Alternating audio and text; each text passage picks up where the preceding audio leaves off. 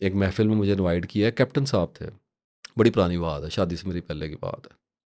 तो वो मेरे एक दोस्त थे, उनके रेफ़रेंस से मेरे दोस्त बन गए। तो मलंग थे, दरबारों पे फिरते रहते थे बहुत, ढूँढते रहते थे सेलिब्रिटीज़, स्पिरिचुअल बास्टर्ड्स को। आई अपोलोजाइज़, रह नहीं सकते, क्या करें, निकल जाती है मुँह से कुछ, फॉल बक देता है आदमी। वो मेरे दोस्त आए, उन्होंने कहा कैप्टन साहब ने उनकी तरफ जाना है रात को, नया बाबा मिला। हम आ गई नशई इस काम के, जलील होना सानू हुक्म करो जी हाज़िर। चले गए। शाम को ईशा की नमाज उनके साथ थी, मगरिब के टाइम पहुंचे हैं। 10-12 बंदे थे, बड़े ख़ास, खवास जिसको कहते हैं, एलीट्स। तो चले गए। तो वो मगरिब की नमाज़ पढ़ी, उसके बाद कुछ हाज़िरी वगैरह, रजिस्टर वगैरह बना, उसमें कुछ ऐसा काम हुआ। तो एक कमरे में चले गए जी, वहाँ पे दरियाँ बिछी हुई थी, अगरबत्तियाँ लगी हुई थी, माहौल पूरा तैयार था बकरियाँ फंसाने के लिए। बकरियाँ इकट्ठी हो गई और जो फराडिया था वो आगे खड़ा हो गया, बड़ा नूरानी सा चेहरा है जी। और आज मैं आपको नमाज पढ़ाऊँगा, आज मैं आपका रहबर, आपका इमाम हूँ। उसने कहा जी, हाँ खादम सर, शायद कुछ निकल आवे, हैं कुछ ना कुछ होवे, की पता लगता है। तो बकरी तो अपने चारे के पीछे होती है ना। चले गए जी, शुरू कर दी नमाज नीतली। घंटे 1.5 घंटे की नमाज हो गई, नमाज ही ना रुके। अब मैं कमज़ोर आदमी, मेरी तो टांगों में जान कोई नहीं। मैं अल्लाह को, या अल्लाह मैंने तो कट लिया, मैंने कितने फसाता है इन्नी लंबी नमाज। ये तो रकू करांदा है ते पिछे रीढ़ की हड्डी तोड़ देता है। और उसके बाद अंधेरा, गुप अंधेरा, यानी हाथ ऐसे नज़र नहीं आ रहा था। इतना एहतमाम किया हो तो पर्दे काले लगाए हुए, बड़ा ख़ास महफल है। तो उसके बाद जनाब उन्होंने, बुज़ुर्ग ने दुआ करनी शुरू की। तो उस वक्त रात के कोई शायद 12 बज गए होंगे, 1 बज गया होगा शायद, इसी धम्मा चौकड़ी में, या 12 ही बजे होंगे, ऑलमोस्ट इतना का टाइम हो ही गया। दुआ शुरू की जी उसने, और वो दुआ दराज हो गई, लंबी हो गई। मैंने ना ऐसी दुआ कभी मांगी, ना सुनी, ना देखी। चल पड़ी वो दुआ रुके तो जान छुटे। उस दुआ में उस बंदे ने वो करतूत दिखाया है जो आपकी सोच है। वो बार बार खड़ा हो, अल्लाह मियाँ जी, अल्लाह मियाँ जी, आपके पास इतने बंदे, गुनाहगार बंदे लेके आया अल्लाह मियाँ जी, ये समझते हैं कि मैं आपका मुकर्रब हूँ अल्लाह मियाँ जी, मैं लेके आपके पास आ गया, मैं बगैर इजाज़त आ गया अल्लाह मियाँ जी, अल्लाह मियाँ जी। वो अल्लाह मियाँ को आवाज़ें मारे, फिर वो सजदे करे। अब जब वो सजदे करे तो कुछ लोगों को आइडिया हो तो वो भी ज़रा टकरे मारें, मैं कभी खड़ा रहूं, कभी बैठ जाऊं, कोई समझ ना आए, दरवाज़ा पता ना लगे कि निकल ही जाए चुप करके। पता ही नहीं लग रहा था, पीछे भी शायद 2-3 बंदे खड़े हुए थे। कोई रोई जाए, कोई हूँ हूँ करी जाए अंदर, कोई आमीन आमीन करी जाए, और वो बोली जाए, हटे ही ना मेरी तरह।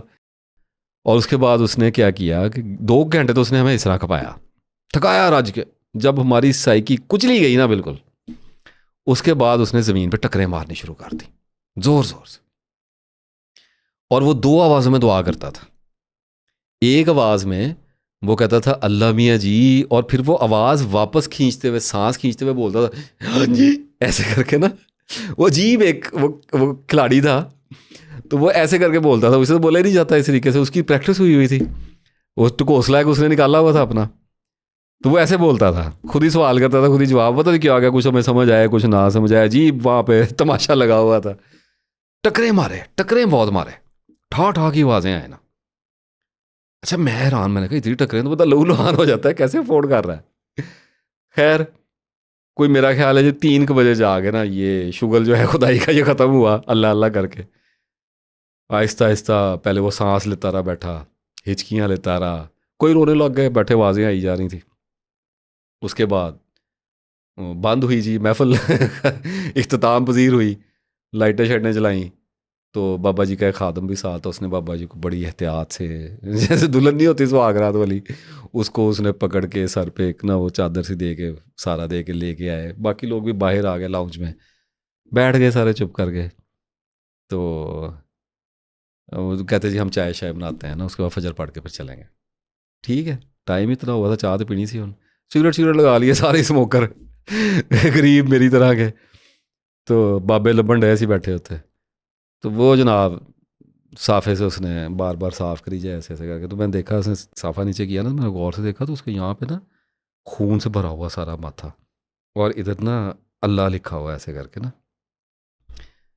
तो ऐसे खुला हुआ माथा ना, ज़ख्मी हुआ जैसे ब्लेड से किसी ने लिखा होता है ना, जोर लगा के ऐसे। तो खुल गया हुआ था थोड़ा थोड़ा मांस उसका, स्किन उसकी।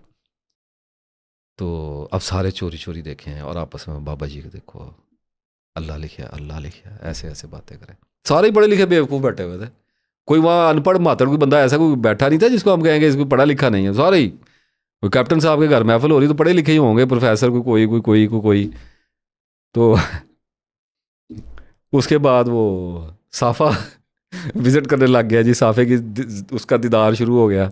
मेरे पास भी आया तो मैंने साफ़े पे देखा, तो उस पर जहाँ से वो पूछ रहे थे ना, तो वहाँ पे मोहम्मद लिखा हुआ था खून से ना।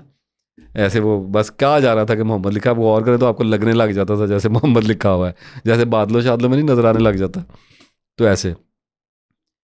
तो खैर चाय आ गई, तो बाबा जी का जलाल आहिस्ता आहिस्ता पर काम हुआ। तो उन्होंने कहा जी कोई सवाल पूछना चाहते हैं तो पूछ लें। अब वो 10-12 बंदे थे, उन्होंने बारी बारी अपने सवाल पूछे। बाबा जी देखें बार बार मेरी तरफ, मैं चुप।